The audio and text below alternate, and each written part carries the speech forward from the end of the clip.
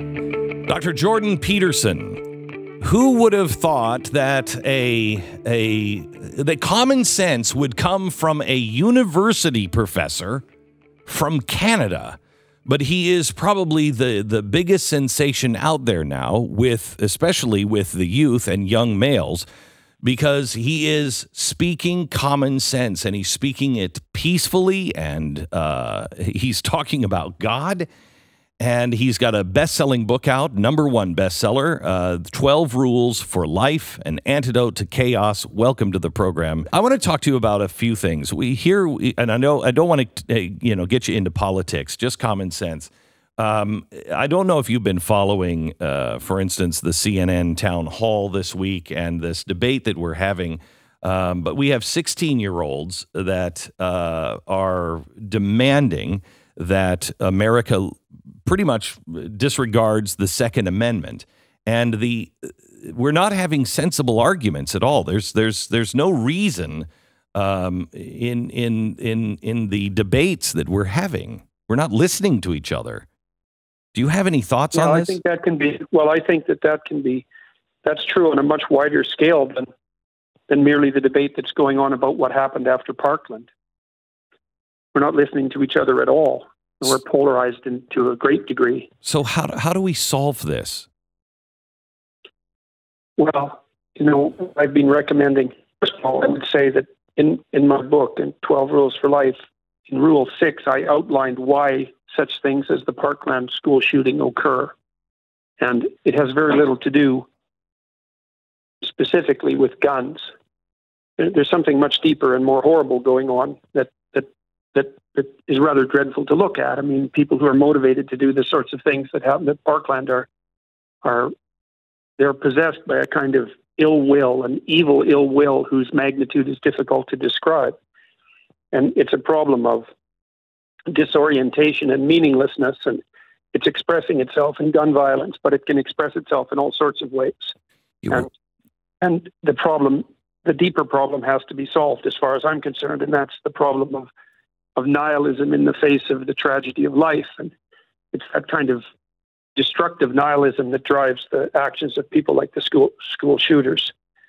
So it's very difficult for us to have an intelligent conversation about that, because nobody wants to look at the darkness enough to actually understand what motivates people like the shooters. And it's not surprising, But what happens then, of course, is that the discussion gets politicized, and it goes down the same rails that it's always gone down. Yeah. The Democrats say their thing, and the Republicans say their thing, and it never really ends up. The discussion never really ends up being about the school shootings, for example. So, well, I've been saying all week. I started the week with a monologue on. Nobody even wants to talk about 7 out of the 9 shooters that were under 30 came from fatherless homes. Right. I mean, we have a breakdown. Yeah, there's definitely something there, I would say, because these young men, they lack purpose and direction, and that's really not a good thing, because life is very difficult. As the religious sages have always had it, life is suffering. And you need to set something positive against that suffering, or it corrupts you. And when it corrupts you, you become vengeful and vindictive and murderous and genocidal. Like that, those are the stages. And that the school shooters are 2/3 of the way to genocidal by the time they perform their actions. Well, how do we? And it's because they turn against life, because life is so difficult, and they have nothing positive to set against it. It's a real catastrophe. And the fact that we're transforming ourselves into ideologues, both on the right and the left, is a reflection of the same problem, is that because people lack genuine engaged meaning in their own personal lives, in large part because they don't understand how necessary it is to take responsibility, they turn to pseudo-solutions. And an ideology, right or left, is a pseudo-solution to the problem of meaning in life. And it's very dangerous. How do we find meaning? How do young men find meaning in their life when society is tearing them down and saying, you're bad, you're worthless, you're not needed? Yeah, well, it's part of an all-out assault, as far as I can tell, in some sense, mostly from the radical left, on the idea of competence itself. And there's a confusion between tyranny and power and competence. You know, in our society, which is a pretty free society, so let's say Western societies, most of our hierarchies are mostly predicated on competence, which means that if you can do the job, you tend to rise in the organization. Now, that's contaminated a little bit with tyranny and power, of course, because no organization is perfect. And what we have is a claim, essentially, from the radical left that male competence is indistinguishable from male tyranny and power, and so that it should be all torn down. Not only the hierarchies, but the spirit that generated the hierarchies. And that's fundamentally the masculine spirit, even symbolically and psychologically speaking. So what we see is an all-out assault on the masculine spirit, and that was actually formalized by Jacques Derrida. He called Western culture phallogocentric, phallo from phallus, and logo from logos. So it was male-dominated and driven by logos, and of course that's the Christian word, and also the root idea behind the word logic. And so it is part of an all-out intellectual and an all-out war of ideas. And the people who are bearing the brunt of that at the moment are, I would say, young men. Yeah, it's really not good. So what is the end goal? Is it as clear as it seems to be, that it is the end goal and the motivation is just to destroy the West? Can you find any logic in there that is well, if you more buy than the that? idea, look, if you buy the idea that the West is a corrupt patriarchy, and then that's the logical end goal. I mean, the more radical disciplines at the universities, women's studies and those sorts of disciplines, have said for decades that their goal was the destruction of the patriarchy. It's like, it's very often, that people tell you what they're doing. You just have to listen to them. I mean, if you read the school shooters' documents, like the kids from Columbine High School, they told you exactly why they did what they did. If you go onto the websites and read the curricula and the dictates of women's studies disciplines at universities, they tell you exactly what they're doing. If the West is a corrupt patriarchy, then the right thing to do is to tear it down.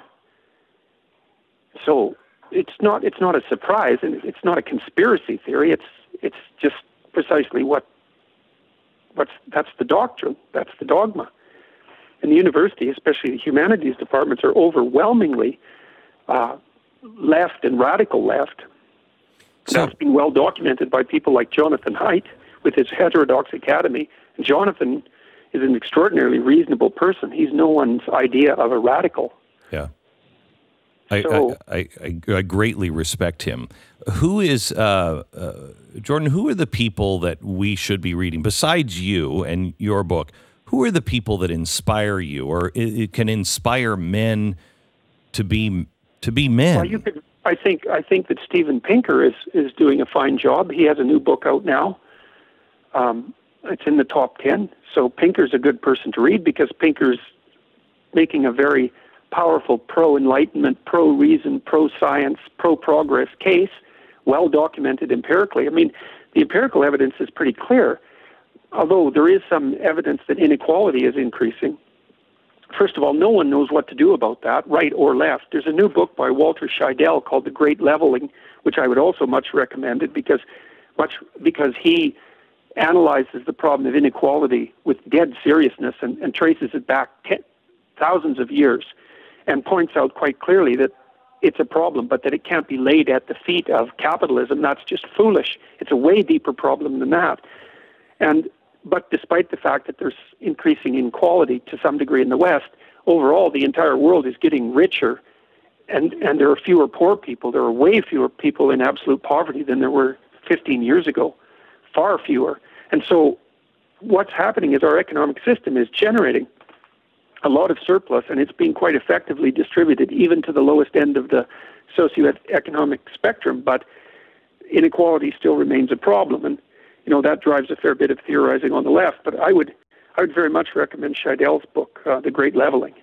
It's very bright, and then there's Pinker, and then I'm very much a fan of great classic literature. I'm a great admirer of Dostoevsky.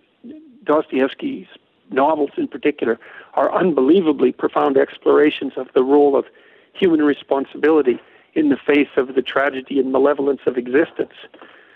So, and I have a reading list at jordanbpeterson.com that has about 40 books on it that I've recommended. That some of them are psychological in nature and others are literary. Some are philosophical. Can you describe what we all should be shooting for as a man? Yes. So I was thinking about an image related to that. So there's a cathedral in Montreal called St. Joseph's Oratorio, and it's built on a hill. It's a very large cathedral, so it overlooks the hill. It's a beautiful building, and then there are many, many steps leading up to it, hundreds of steps, and pilgrims come there to trudge up the steps one at a time towards the cathedral. And there's something deeply symbolic about that. The idea that's being expressed is profound and necessary, and that is that we all need a vision of the way that life in the world could be. We want to have a vision that could be as good as it could be, the least amount of suffering and the most for everyone, and the most freedom for everyone, and the best for everyone. And the question is, how do you approach an ideal like that? And the answer to that is by carrying your burden one step at a time up the hill. And that's what you do in life. You're not a victim. Or if you are, you carry it. And you take responsibility for it. And you're someone other people can rely on. And you tell the truth. And that way you make the world a little better instead of worse. And that's the alternative to ideological possession and collective action and group hatred and tribalism and all those things that tear us apart, is to accept that your life is tragic and that you'll suffer and that there's evil in the world. It's your responsibility to take that onto yourself and to carry it forward towards the good. That's meaning in life. And that's the antidote to chaos and to catastrophe. And the West knows this. This is why we're an individualist culture, because we know that the individual has to be set above the group. But it's not the individual in all his rights. It's the individual in all his responsibility. Mm. And that's the part of the dialogue that's missing from our culture currently. And I believe that's why my book has become so popular, and the lectures as well, because I'm telling people, suggesting to people, and particularly, but not only to young men, that they need to accept as much responsibility as they can tolerate, and then build themselves into people who can tolerate even more responsibility, and to accept that gratefully, because that's where the purpose and meaning in life is. Jordan, I've gone from a man, for a while I rejected that I had changed a great deal in the last couple of years, but I have, and I've gone from a guy that was very popular because I was certain of things, to a guy who now really appreciates doubt and I kind of view certitude as a dangerous thing, because if I'm certain of what I believe, then I don't necessarily believe anybody else has anything to teach me, or right. And yet I think this is the message of Christ is humility, and yet. Well, the humility is that, like, if things aren't everything they should be for you and around you, then clearly you don't know enough. Correct. But right? And so then you better be looking for what you don't know, and that's the opposite of certainty. We are in a situation now that it almost feels like we don't trust that the truth will eventually win, that God is on the side of truth. And so we have to engage in this warfare, and we're engaging online. We're engaging in tribalism, and the answer seems to be in the opposite direction of. Yeah, well, we're trying to transform the political system into a tribal battlefield. That's what identity politics is. And that can be accepted on the right as well. The identitarians accept identity politics. They just want to play it differently. It's division into tribes, and it's a catastrophe. Division into tribes means that we'll fight. It's always been that way. Human tribes have always fought, and terribly. You know, there's an old idea that the hunter-gatherer types, that the pre-materialist, pre-capitalist hunter-gatherer types were peaceful. Nothing could be farther from the truth. Yeah. They have incredibly high male-on-male homicide rates. Tribal people are unbelievably murderous, and we're all tribal, except when we decide not to be. And to decide not to be tribal is to decide to be an individual, but that means to take all the weight of things onto your own shoulders. And who wants that? Right? It's a terrible responsibility, but the paradoxical truth of the matter is that the more you take on that terrible responsibility, the deeper your life becomes. And that justifies the suffering. But the more you take on, the bigger target. I want to read this to you. This is an article out of the Mercury News in California. These men, particular Elon Musk, are not only heavily invested in who can get their rocket into space first, but into colonizing Mars. The desire to colonize, to have unquestioned, unchallenged, and automatic access to something, to any type of body, and use it as will, is a patriarchal one. It is the same instinctual and cultural force that teaches men that everything and everyone in their line of vision is theirs for the taking. They're destroying a guy like Elon Musk, who's like, look, I believe these things, and I think we can be better than this, and this gives me hope.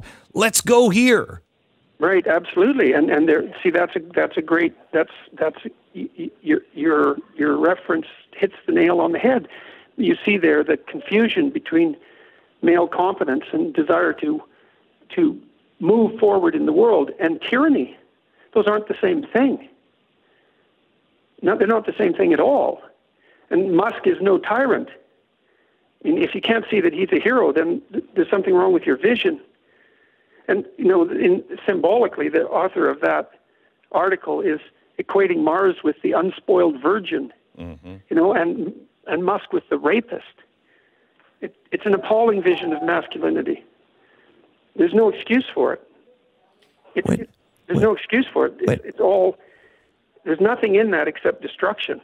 When do we... Good men do things for themselves and for everyone else at the same time. That's the right balance. When do we... You want to do something that's good for you and good for your family and good for the community and good for the surrounding world all at the same time. And you can do that, and that takes competence and clear vision and truth. And that's not tyranny.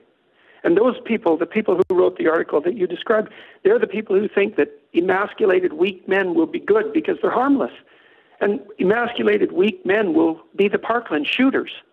That's the truth of the matter. When do we begin to see this for what it is? Let me ask you this question. Are we closer to the end of this kind of thinking and movement, or are we closer to the end of the beginning of it? I don't know.